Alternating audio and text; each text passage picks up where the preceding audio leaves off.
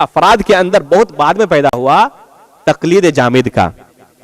تقلید جامد جس مذہب کی اتباع کرتا ہوں، مذہب شافعی یا حنبلی یا مذاہب کی، وہ اپنے امام کی ہر بات کو نہ ہی کرنا ہے، کسی بھی بات کو رد نہیں کر سکتے. صالحین کا حقیقت میں نہیں ہے. سلف صالحین کا، اہل سنت والجماعت کا یہ مذہب نہیں رہا ہے کبھی بھی.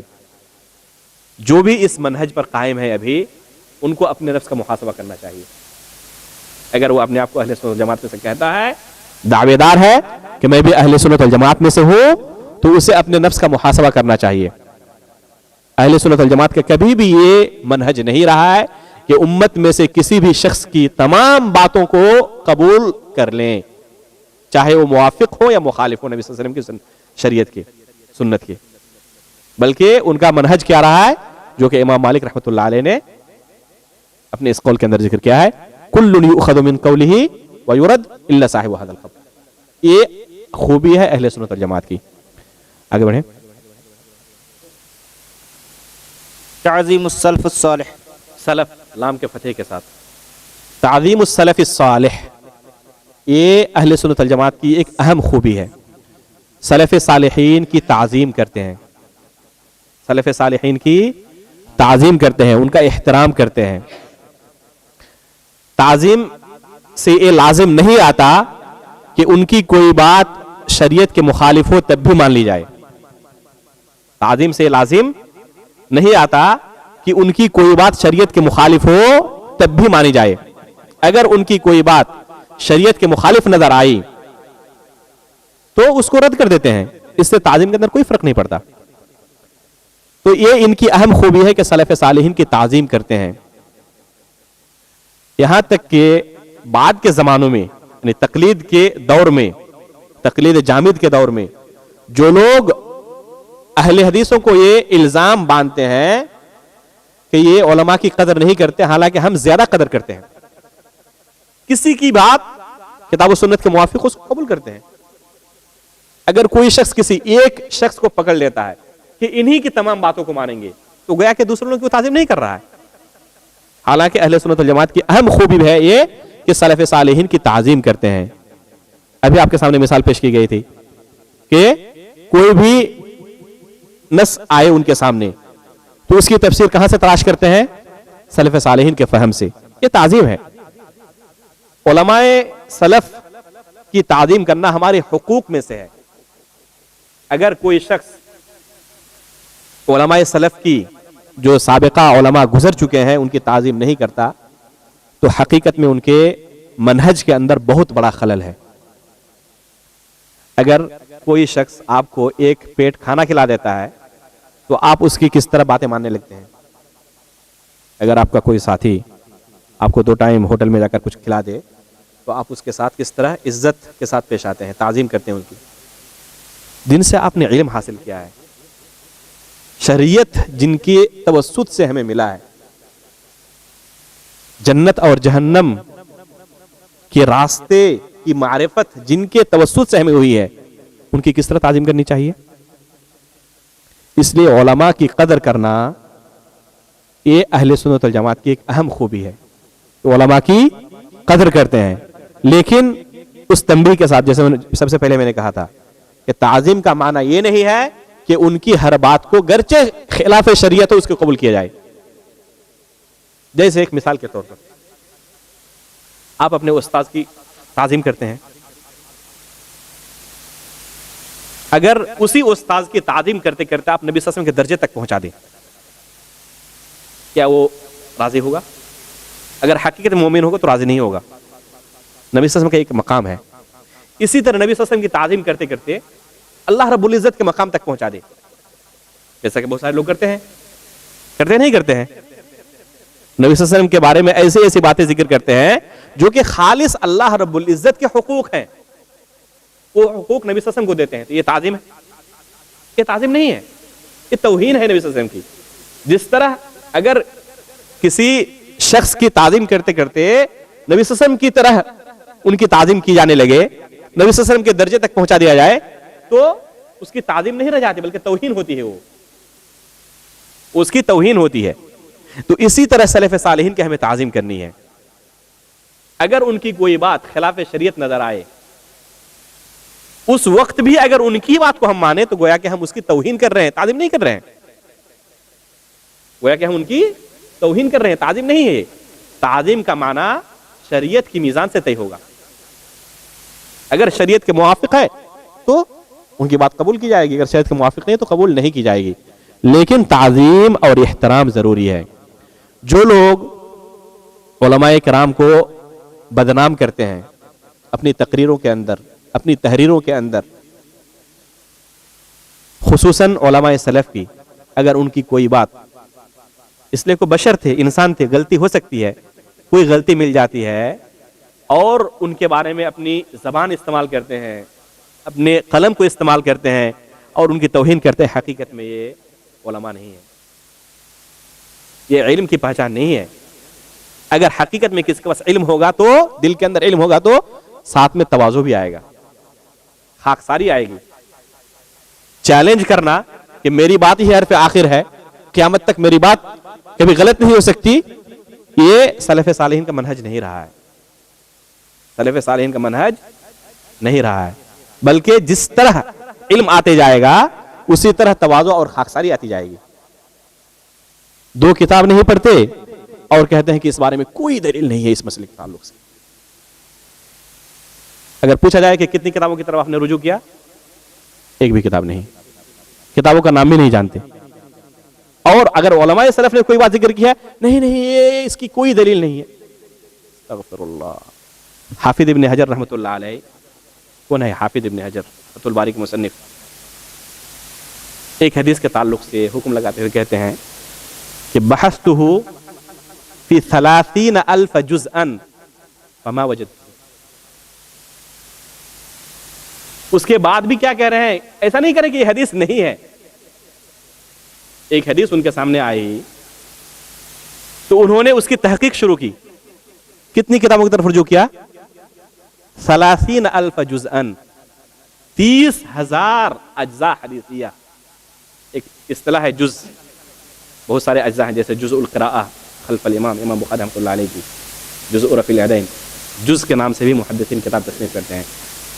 تو کہتے ہیں کہ 30,000 کتابوں کی طرف میں نے رجوع کیا, اس کے باوجود مجھے نہیں ملی. یہ نہیں کہتے ہیں کہ یہ حدیث نہیں ہے دنیا میں, اس کی کوئی دلیل نہیں ہے, اس طرح نہیں کہتے ہیں. دیکھ رہے ہیں تواضع. تو یہ علماء کی اہم پہچان ہے, ان کے اندر خاکساری ہوتی ہے. چیلنج کرنے والے حقیقت میں علماء نہیں ہوتے. اگر علم ہوتا تو یہ منہج نہیں ہوتا. آگے بڑھیں. الجمع بین النصوص فی المسألة الواحدہ. جی, ایک ہی مسئلے کے اندر اگر مختلف طرح کے نصوص آتے ہیں تو کسی خاص نص کو پکڑ کے تمام نصوص کو رد نہیں کرتے, بلکہ ان تمام نصوص کے اندر جمع و تطبیق کی کوشش کرتے ہیں. یہ اہم خوبی ہے اہل سنت والجماعت کی, جو دوسرے تمام گروہوں کے اندر نہیں ہے. دوسرے تمام گروہوں کے اندر یہ خوبی نہیں ہے. ایک مثال دے رہا ہوں. نبی صلی اللہ علیہ وسلم کی حدیث ہے, لا یزنی الزانی حین یزنی وہو مؤمن. لا یزنی الزانی حین یزنی وہو مؤمن. اگر کوئی شخص زنا کرتا ہے تو اس حالت میں مومن نہیں ہوتا. زنا کرنے والا ایمان کی حالت میں زنا نہیں کرتا. تو اس حدیث کے اندر ظاہر معنی کیا ہے کہ اگر کوئی زنا کر رہا ہے تو مومن نہیں ہے. خوارج اور معتزلہ, ان فرقوں نے اس حدیث سے اور اس جیسی دوسری حدیثوں سے استدلال کیا کہ گناہ کبیرہ کا مرتکب کافر ہے. ایک گناہ ہے یہ. اس حدیث سے اور ان جیسی دوسری حدیثوں سے استدلال کیا کہ گناہ کبیرہ کا مرتکب کافر ہے, اسلام سے خارج ہو جاتا ہے, ایمان سے خارج ہو جاتا ہے. دوسرا ایک فرقہ ہے مرجیہ کا, جو اس کے برعکس ہے. وہ انہوں نے ایک دوسری حدیث سے استدلال کیا. نبی صلی اللہ علیہ وسلم فرماتے ہیں, صحیح مسلم کی روایت ہے, کہ جبریل علیہ الصلوۃ والسلام میرے پاس آئے. اتانی جبریل فبشرنی. جبریل علیہ الصلوۃ والسلام میرے پاس آئے اور انہوں نے مجھے یہ بشارت دی, یہ خوشخبری سنائی کہ اپنی امت کے تمام لوگوں کو یہ کہہ دو کہ اللہ رب العزت کے ساتھ جو بھی ملاقات کرے گا بغیر شرک کی حالت میں، اس نے اللہ تعالیٰ کے ساتھ شرک نہیں کیا ہوگا، تو وہ شخص جنت میں داخل ہوگا۔ صحیح مسلم کی روایت۔ نبی صلی اللہ علیہ وسلم فرماتے ہیں وَإِن زَنَا وَإِن سَرَقَ، اگرچہ زنا اور چوری کرے تب بھی، کیا جواب دیتے ہیں؟ وَإِن زَنَا وَإِن سَرَقَ، اگرچہ زنا کرے اور چوری کرے تب بھی۔ اس حدیث کے برعکس ہے یا نہیں ہے؟ پہلی حدیث میں کیا پتا چل رہا تھا؟ ظاہری معنی کہ زنا کرنے والا ایمان سے خارج ہو جاتا ہے، اس سے ایک فرقے نے دلیل پکڑا کہ گناہ کبیرہ کا مرتکب کافر ہے، اس کے بالمقابل دوسرے فرقے نے اس حدیث سے دلیل پکڑا صحیح مسلم کی روایت سے کہ جو بھی شخص بغیر شرک کی حالت میں اللہ تعالی سے ملاقات کرے گا اور اس کے اعمال کے اندر شرک نہیں ہوگا تو اس کو میں جنت میں داخل کروں گا، یہ خوشخبری تم دے دو۔ وَإِن زَنَا وَإِن سَرَقَ، گرچہ زنا اور چوری کرے تب بھی، کیا جواب آیا؟ وَإِن زَنَا وَإِن سَرَقَ، گرچہ زنا اور چوری کرے تب بھی، اگر شرک نہیں کیا ہے تو جنت میں داخل ہوگا۔ مرجیہ نے اس سے دلیل پکڑا کہ ایمان لانے کے بعد چاہے کتنی بھی گناہیں کرتے جاؤ کوئی فرق نہیں پڑتا۔ دیکھا آپ نے اہل سنت والجماعت کے منہج سے ہٹنے کا انجام؟ اہل سنت والجماعت کی خوبی کیا ہے کہ الجمع بین النصوص فی المسألۃ الواحدہ، ایک ہی مسئلے کے اندر اگر مختلف طرح کی حدیثیں وارد ہوں تو کسی ایک نص کو نہیں لیتے اور دوسرے نص کو نہیں چھوڑتے، بلکہ ان کے درمیان جمع و تطبیق کی کوشش کرتے ہیں، جمع و تطبیق کی کوشش کرتے ہیں۔ اس لیے اہل سنت والجماعت کا منہج کیا ہے گناہ کبیرہ کے سلسلے میں؟ ان کا منہج ہے کہ اگر گناہ کبیرہ کوئی شخص کر رہا ہے تو وہ فاسق ہے، گنہگار ہے، لیکن مومن ہی ہے، اسلام سے خارج نہیں ہوتا۔ معتزلہ کی طرح، خوارج کی طرح یہ نہیں کہتے کہ ایمان سے خارج ہو جائے گا، مومن ہے۔ مرجیہ کی طرح یہ بھی نہیں کہتے کہ ایمان کے بعد کتنی بھی گناہ کرتے جاؤ کوئی نقصان نہیں پہنچتا، بلکہ کہتے نہیں وہ فاسق ہے، مومن ہے اور ساتھ میں فاسق ہے۔ اللہ رب العزت کی مشیت کے تحت ہے، چاہے تو اسے بلا حساب و کتاب جنت میں داخل کرے، چاہے تو اسے اس کے گناہ کے بقدر جہنم میں رکھ کر اس کو عذاب دے اور پھر بعد میں اس کو جنت میں داخل کرے۔ یہ اہل سنت والجماعت کا منہج معتدلانہ ہے یا نہیں دونوں منہج کے درمیان؟ تو جب بھی اگر ایک مسئلے کے اندر متضاد ظاہراً تعارض ہے نصوص کے اندر تو ایک ہی حدیث کو دلیل ہم مان لیں اور دوسری تمام حدیثوں کو چھوڑ دیں، یہ سلف صالحین کا منہج نہیں ہے، اہل سنت والجماعت کا منہج نہیں ہے، چاہے عقیدے کے باب میں ہو چاہے فقہی ابواب کے اندر ہو۔ جس طرح مس ذکر کا مسئلہ ہے فقہی ابواب میں، مس ذکر کے تعلق سے مختلف حدیثیں وارد ہوئی ہیں۔ طلق بن علی رضی اللہ تعالیٰ عنہ کی جو حدیث ہے کیا ہے؟ من مس ذکرہ فلیتوضا، جس نے اپنے ذکر کو چھویا اسے وضو کرنا ہے، وہ وضو کرے جا کر۔ اس حدیث سے ظاہراً کیا پتہ چل رہا ہے کہ مس ذکر ناقض وضو ہے، مس ذکر سے وضو ٹوٹ جاتا ہے۔ دوسری ایک حدیث ہے بسرہ بنت صفوان رضی اللہ تعالیٰ عنہ کی، اس کے اندر ہے آپ سے سوال کیا گیا کیا مس ذکر ناقض وضو ہے؟ تو آپ نے فرمایا وما ہوا الا بضعۃ منک، تمہارے جسم کا ہی ایک ٹکڑا ہے وہ، جس طرح ہاتھ کو چھونے سے وضو نہیں ٹوٹتا اسی طرح ذکر بھی ایک جسم کا ٹکڑا ہے، اس سے ظاہراً پتہ چل رہا ہے کہ وضو نہیں ٹوٹتا۔ ایک حدیث سے پتہ چل رہا ہے کہ وضو ٹوٹ جاتا ہے، دوسری حدیث سے پتہ چل رہا ہے وضو نہیں ٹوٹتا۔ ایک تیسری حدیث ہے ابو ہریرہ رضی اللہ تعالیٰ عنہ کی، اس کے اندر ہے کہ اذا افضى احدكم بيده الى فرجه وليس دونهما حائل فليتوضا، اگر کوئی شخص اپنے ذکر کو چھوئے اور اس کے ہاتھ کے درمیان اور ذکر کے درمیان کوئی چیز حائل نہ رہے، کوئی پردہ نہ رہے، کوئی کپڑا نہ رہے، تب وضو کرے۔ ان دو حدیثوں کے درمیان فیصل ہے یہ حدیث۔ اس لیے اہل سنت والجماعت کیا کرتے ہیں، کسی ایک حدیث کو لے کر دوسرے حدیث کو نہیں چھوڑ دیتے۔ ایسا نہیں کرتے کہ ہم بسرہ بنت صفوان کی حدیث کو لیں اور یہ حکم صادر کر دیں کہ مس ذکر ناقض وضو نہیں ہے، یا طلق بن علی کی حدیث کو لیں اور کہیں کہ مس ذکر ناقض وضو ہے مطلقاً، بلکہ تمام نصوص کو ایک باب کے اندر جمع کرتے ہیں اور پھر اس کے درمیان جمع و تطبیق کی کوشش کرتے ہیں۔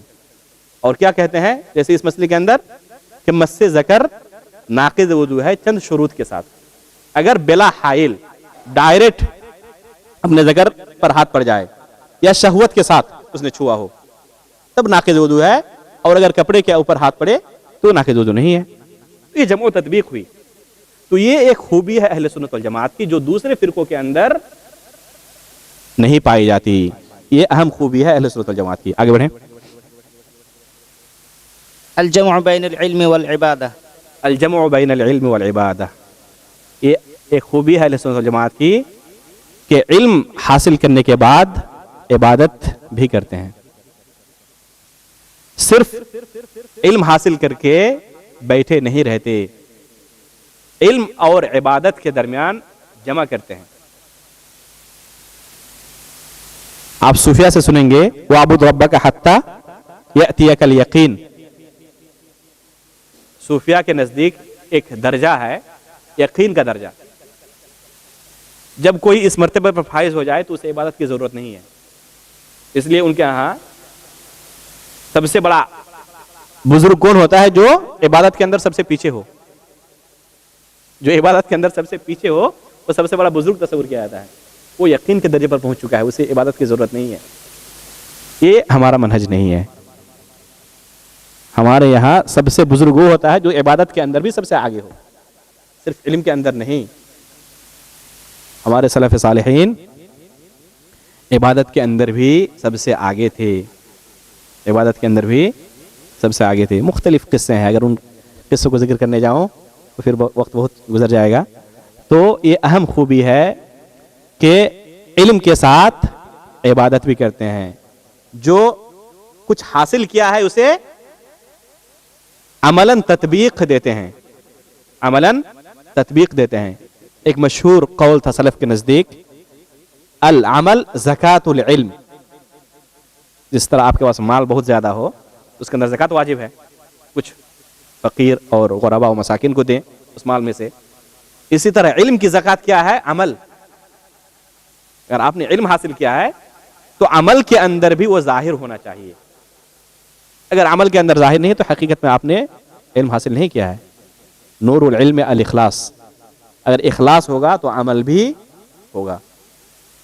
اس لیے بلا علم جو اپنے آپ کو عالم تصور کرتے ہیں وہ حقیقت میں عالم نہیں ہے. یہ علم ان کے لیے خود وبال جان ہے. اس لیے علم کا تقاضا ہے کہ عمل بھی ساتھ میں ہو. خطیب بغدادی رحمۃ اللہ علیہ کی ایک بہت ہی پیاری کتاب ہے اقتضاء العلم العمل. یہ نام ہے کتاب کا, اقتضاء العلم العمل. کن کی کتاب ہے یہ؟ خطیب بغدادی رحمۃ اللہ علیہ, جو بہت بڑے محدث گزرے ہیں. 463 ہجری کے اندر ان کی وفات ہوئی ہے. 463 ہجری کے اندر خطیب بغدادی رحمۃ اللہ علیہ کی وفات ہوئی ہے. ان کی کتاب ہے اقتضاء العلم العمل. تو اس کتاب کے اندر انہوں نے تمام احادیث اور آثار کو اپنی سند کے ساتھ ذکر کیا ہے.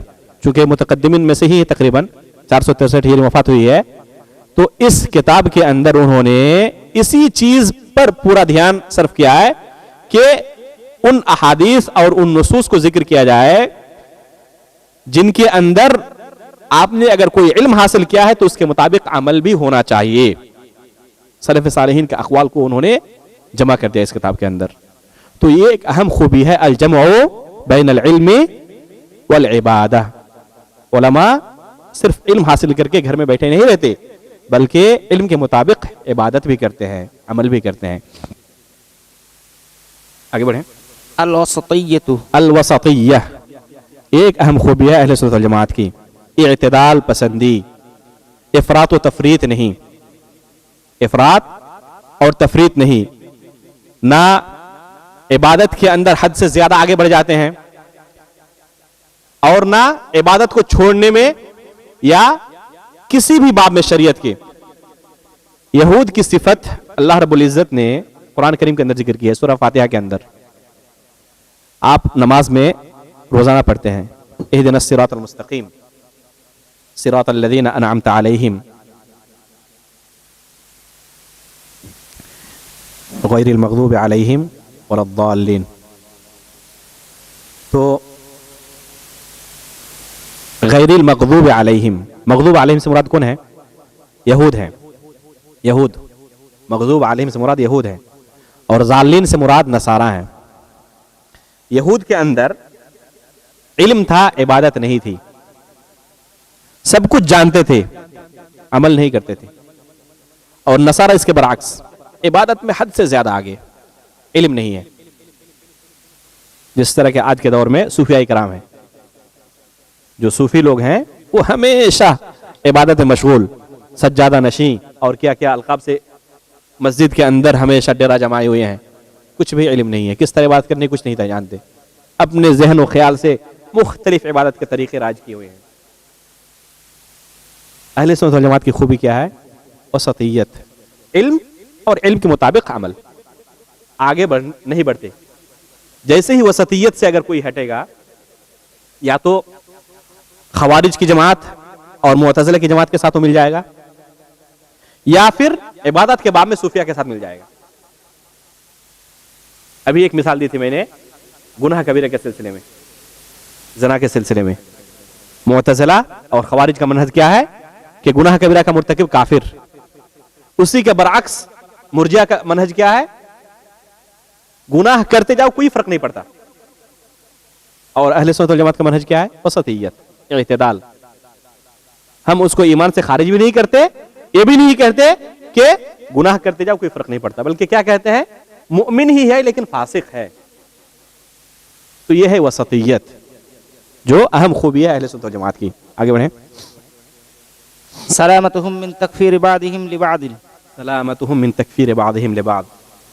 اہل سنت والجماعت کی خوبی ہے کہ مسلمانوں کی تکفیر نہیں کرتے، ایک دوسرے کی تکفیر کے پیچھے نہیں پڑتے، فلاں کافر فلاں کافر فلاں کافر، یہ اہل سنت والجماعت کا منہج نہیں ہے۔ اور مجمل اعتقاد اہل سنت والجماعت کے اندر یہ بات پھر آئے گی آگے تکفیر کے باب میں، وہاں تفصیلی بات آئے گی۔ تو تکفیر حقیقت میں یہ فرق ضالہ کا منہج رہا ہے، شروع سے لے کر آج تک مسلمانوں کی تکفیر کرنا مختلف اسباب کی بنا پر، جیسے ایک سبب بھی گزرا گناہ کبیرہ، اس طرح کے معتزلہ و خوارج کا منہج ہے گناہ کبیرہ کا مرتکب کافر۔ تو ایک دوسرے کی تکفیر کرنا یہ سلف صالحین کا منہج نہیں ہے۔ کوئی بھی شخص اپنے آپ کو مسلمان کہتا ہے، لا الہ الا اللہ کا اقرار کرتا ہے، تو اس کی تکفیر نہیں کرتے، بلکہ اسے مسلمان تصور کرتے ہیں۔ ہاں، اس کے اس عمل کو کفری عمل کہہ سکتے ہیں، اس کے اس عمل کو کفری عمل کہہ سکتے ہیں، لیکن بالتعین کہ فلاں شخص کافر ہے، اس طرح تکفیر نہیں کرتے، بلکہ معین طور پر تکفیر کے بہت سارے اصول و ضابطے ہیں، جیسا کہ انشاءاللہ مجمل اعتقاد اہل سنت والجماعت جب آئے گا اس کی بحث آئے گی، انشاءاللہ اس کو ذکر کیا جائے گا۔ تو یہ تکفیر کرنا یہ سلف صالحین کا منہج نہیں ہے۔ آگے بڑھیں۔ سلامت قلوبہم والسنتہم لاصحاب الرسول صلی اللہ علیہ وسلم، جی، اصحاب رسول کے تعلق سے اپنے دل کو اور اپنی زبانوں کو صحیح سالم رکھتے ہیں، زبان درازی نہیں کرتے۔ ایک باطل فرقہ ہے، گمراہ فرقہ ہے روافض کا، وہ صحابہ کرام کو گالی دیتے ہیں، ان کی تکفیر کرتے ہیں، چند صحابہ کرام کو چھوڑ کر تمام کے بارے میں یہ فتویٰ صادر کرتے ہیں کہ نبی صلی اللہ علیہ وسلم کی وفات کے بعد یہ تمام کے تمام لوگ کافر ہو گئے تھے، نعوذ باللہ من ذالک۔ اسی طرح صحابہ کرام کے مابین آپس میں جو اختلافات ہوئے، یہاں تک کہ جنگیں بھی ہوئیں، تو ان تمام واقعات کو ذکر کرتے وقت اپنی زبان کو ہمیشہ کنٹرول میں رکھتے ہیں، زبان درازی نہیں کرتے۔ اللہ رب العزت نے جو منہج ذکر کیا ہے اسی منہج پر چلتے ہیں، جیسا کہ اللہ رب العزت نے سورۃ الحشر کے اندر فرمایا ہے مومنین کی صفات ذکر کرتے ہوئے، یقولون ربنا اغفر لنا ولإخواننا الذین سبقونا بالایمان ولا تجعل فی قلوبنا غلا للذین آمنوا ربنا انک رؤوف الرحیم۔ یہ منہج ہے سلف صالحین کا، جو ایمان میں ہم سے سبقت کر چکے۔ کون ہے وہ؟ صحابہ کرام۔ تو ان کے تعلق سے اپنے دل کے اندر ذرہ برابر غل اور حسد نہیں رکھتے، اپنی زبان سے ان کے تعلق سے کوئی بھی غلط بات ذکر نہیں کرتے، اپنی زبان سے ان کے تعلق سے کوئی بھی غلط بات ذکر نہیں کرتے۔ یہ فرقے ضالہ کا منہج ہے، اور ان کا شیوا ہے، ان کی خوبی ہے کہ صحابہ کرام کے تعلق سے نازبہ کلمات استعمال کرتے ہیں۔ تو ایک اہم باب ہے خصوصاً اس زمانے میں جب کہ روافض اور شیعوں کا پوری دنیا کے اندر ہجوم ہے، تو ان کے عقائد کو ذکر کرنا، خصوصاً صحابہ اکرام کے تعلق سے، اما عائشہ رضی اللہ تعالیٰ عنہ کے تعلق سے جو ان کے غلط عقیدے ہیں ان کو ذکر کرنا ضروری ہے۔ اہل سنت والجماعت کا منہج کیا ہے کہ اپنی زبان کو کنٹرول میں رکھتے ہیں، یہاں تک کہ جو مشاجرات صحابہ ہیں، صحابہ اکرام کے آپس میں جو اختلافات ہوئے، جنگیں ہوئی ہیں، ان کے تعلق سے ہمیشہ اپنی زبان کو کنٹرول میں رکھتے ہیں، اور ان سے جو اجتہادی غلطی ہوئی ہے ان کے بارے میں کیا کہتے ہیں، جیسا کہ شیخ الاسلام ابن تیمیہ رحمۃ اللہ علیہ نے العقیدۃ الواسطیہ کے اندر آخر میں صحابہ کے باب میں اس چیز کو ذکر کیا ہے کہ ان کے بہت سارے حسنات ہیں، انہی کے توسط سے ہمیں دین ملا ہے۔ تو الحسنات یذہبن السیئات، اگر ان سے کوئی غلطی ہوئی بھی ہے تو ان تمام حسنات کی بنا پر اللہ رب العزت ہو سکتا ہے انہیں معاف کر دیں۔ اسی طرح توبہ کرنے سے انسان کے سابقہ تمام گناہیں معاف ہو جاتی ہیں، اور وہ ہمیشہ توبہ استغفار کرنے والے لوگ تھے، ہمیشہ توبہ و استغفار کرنے والے لوگ تھے، یہاں تک کہ نبی صلی اللہ علیہ وسلم خود اپنے بارے میں ذکر کرتے ہیں کہ 70 مرتبہ سے زیادہ میں خود استغفار کرتا ہوں۔ تو اگر توبہ کرنے سے انسان کی تمام گناہیں ختم ہو جاتی ہیں عام شخص کی، تو اگر صحابہ کرام توبہ کریں تو ان کی گناہیں ختم نہیں ہوں گی؟ ضرور بھی ضرور۔ اور ان کو بہت ساری تکلیفیں بھی حاصل ہوئی ہیں دین کو پھیلانے میں، جہادوں میں، دین کی نشر و اشاعت میں۔ حدیث میں آتا ہے کہ اگر ایک مومن کو ایک کانٹا بھی چبھتا ہے تو اس کے گناہ کے لیے کفارہ ہوتا ہے۔ ان کو کتنی تکلیفیں حاصل ہوئیں، تو یہ تمام تکلیفیں ان کے گناہ کے لیے کفارہ نہیں ہو سکتی۔ اس لیے صحابہ کرام کے تعلق سے اہل سنت والجماعت اپنی زبان دراز نہیں کرتے، یہ ان کا منہج ہے۔ جو زبان دراز کرتے ہیں وہ اہل سنت والجماعت نہیں ہے، بلکہ وہ روافض کے قریب ہے یا پھر نواسب کے قریب ہیں۔ آگے بڑھیں۔ سلامتهم من الحیرة والاضطراب والتخطب والتناقض۔ یہ لفظ تناقض غلط پرنٹ ہو گیا ہے، زواد کے ساتھ ہونا چاہیے، زوا ہو گیا ہے، زواد کے ساتھ اس کو کر لیجئے، تناقض من النقض۔ تو یہ 12ویں خوبی ہے کہ اہل سنت والجماعت ہمیشہ اطمینان کے ساتھ رہتے ہیں، حیران و پریشان اور مضطرب نہیں رہتے، ان کے لیے واضح منہج ہے، جیسا کہ نبی صلی اللہ علیہ وسلم نے فرمایا تھا ترکتکم علی المحجۃ البیضاء، واضح منہج ہے۔ اور جس کے سامنے واضح راستہ ہو حیران و پریشان ہوگا؟ نہیں ہوگا۔ اگر کسی کو راستے معلوم نہ ہو اور مختلف طرف کے راستے جاتے ہو تو حیران و پریشان ہوگا کس میں چلوں، لیکن جس کے سامنے صراط مستقیم ہو، سیدھا واضح راستہ ہو، تو کبھی حیران و پریشان نہیں ہوگا۔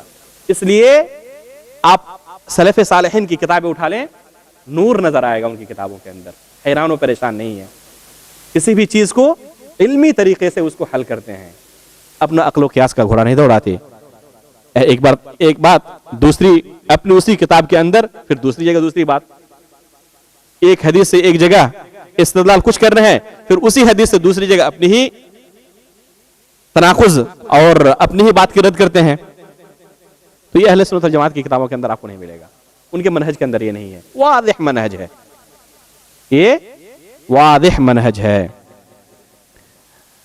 یہ صحیح عقیدہ ہونے کی نعمت ہے، صحیح عقیدہ ہونے کی یہ بہت بڑی نعمت ہے۔ اگر کوئی شخص اللہ کے رسول صلی اللہ علیہ وسلم کے بارے میں یہ عقیدہ رکھے کہ وہ زندہ ہیں اپنی قبر کے اندر، ایک عقیدہ ہے، بہت سارے لوگ رکھتے ہیں، کیا کیا خرابیاں لازم آئیں گی اور کن کن جگہوں پر ان کو حیران و پریشان ہونا ہوگا۔ جیسے مسجد نبوی کے اندر رہتا ہوں، بہت سارے لوگوں سے سابقہ ہوتا ہے ایسے عقیدے والوں سے جو یہ کہتے ہیں کہ نبی صلی اللہ علیہ وسلم اپنی قبر میں زندہ ہیں، تو اس عقیدے کی بنا پر ان کو کتنا حیران و پریشان ہونا پڑتا ہے۔ جب ان سے سوال کیا جاتا ہے جب زندہ ہیں تو انہی کے پیچھے نماز پڑھو، دوسرے کے پیچھے نماز کیوں پڑھتے ہو؟ جواب نہیں ہے، کیا کہیں، حیران و پریشان۔ جب وہ زندہ ہیں تو ان کو قبر کے اندر دفن کیوں کر دیے؟ ہم تم کو تو دفن کرنا چاہتے ہیں، آؤ قبر کھود کے ہم تم کو دفن کریں گے، حیران و پریشان، ایسے جب زندہ ہے تو دفن کر دیے۔ تو جب بھی منہج غلط ہوگا حیرانگی اور پریشانی آئے گی، منہج سلیم ہو، المحجۃ البیضاء، صراط مستقیم اگر ہو، تو ہمیشہ اطمینان کے ساتھ رہیں گے، تناقض نظر نہیں آئے گا۔ اس لیے اہل سنت والجماعت کبھی بھی تناقض کے شکار نہیں ہوتے، حیران و پریشان نہیں ہوتے، ہمیشہ مطمئن رہتے ہیں۔ حیرانگی و پریشانی اور اپنے اقوال و افعال کے اندر، عقائد کے اندر تناقض، یہ اہل باطل کی اہم صفات میں سے ہے۔ آگے بڑھیں۔ يدينون بالنصيحة لله ولكتابه ولرسوله ولأئمة المسلمين وعامتهم۔ جی، اپنا دین سمجھتے ہیں، اللہ رب العزت کے ساتھ خیر خواہی کرنا، اس کے رسول کے ساتھ خیر خواہی کرنا، اور مسلمانوں کے جو ولاۃ الامور ہیں، جن کے ہاتھ میں زمام حکومت ہے، جو خلیفۃ المسلمین ہیں، یا جو علمی طور پر ائمہ کرام ہیں، ان کے لیے خیر خواہی کرتے ہیں، اور عام مسلمانوں کے ساتھ بھی خیر خواہی کرتے ہیں۔ یہ صفت حقیقت میں ایک حدیث سے ماخوذ ہے، جو نبی صلی اللہ علیہ وسلم کی مشہور حدیث ہے، الدین النصیحہ۔ تو یہ اہل سنت والجماعت کی ایک اہم خوبی ہے کہ اپنا دین سمجھتے ہیں ان تمام جہاد کے ساتھ خیر خواہی کرنے کو، اپنا دین تصور کرتے ہیں، جو اپنے لیے پسند کرتے ہیں دوسروں کے لیے۔ اس کی بے شمار مثالیں آپ کو حدیث کی کتابوں کے اندر مل جائیں گی۔ نبی صلی اللہ علیہ وسلم ایک صحابی سے ایک اونٹ خرید رہے ہیں، ان سے ان کی قیمت طلب کرتے ہیں، تو ایک قیمت ذکر کرتے ہیں کہ ہاں اتنی قیمت ہے۔ کچھ دیر چلانے کے بعد کہتے ہیں نہیں، تمہاری اس اونٹ کی قیمت اس سے زیادہ ہونی چاہیے، اس اونٹ کی قیمت اس سے زیادہ ہونی چاہیے، اتنی ہونی چاہیے۔ تم جتنا کہہ رہے مثلا 10 روپیہ ہے، نہیں اس کی قیمت 20 روپے ہونی چاہیے، اس سے زیادہ بہتر ہے۔ پھر کچھ دیر چلانے کے بعد اور زیادہ بہتر لگا، نہیں اس کی قیمت تو 30 روپے ہونی چاہیے۔ یہ کون کہہ رہے ہیں؟ خریدنے والا، بیچنے والا نہیں۔ یہ نصیحت ہے دوسرے کے مال کے ساتھ، ایک مثال ہے۔ ہر چیز کے اندر خیر خواہی ہوتی ہے ان کے اندر، جو اپنے لیے پسند کرتے ہیں وہ دوسرے کے لیے بھی پسند کرنا، ہمیشہ خیر خواہی کا معاملہ، دوسروں کو ٹھگنے کا معاملہ نہیں، دوسروں کو نقصان پہنچانے کا معاملہ نہیں۔ یہ اہل سنت والجماعت کی ایک خوبی ہے کہ خیر خواہی کو اپنا دین تصور کرتے ہیں۔ تو یہ مجمل کچھ خوبیاں تھیں جو آپ کے سامنے ذکر کی گئیں۔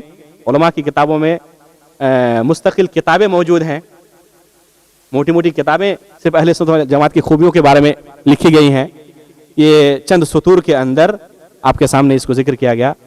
اب ہم انشاءاللہ یہیں پر ابھی بس کریں گے اور ابھی رکیں گے جمعہ کی تیاری کے لیے۔ پھر جمعہ کی نماز کے بعد آپ کے لیے کھانے کا الحمدللہ انتظام مرکز السلامہ تعلیمی کی طرف سے، یہاں کے ذمہ داران کی طرف سے ہے، آپ کی وہ ضیافت کریں گے، اور پھر آپ آرام کریں۔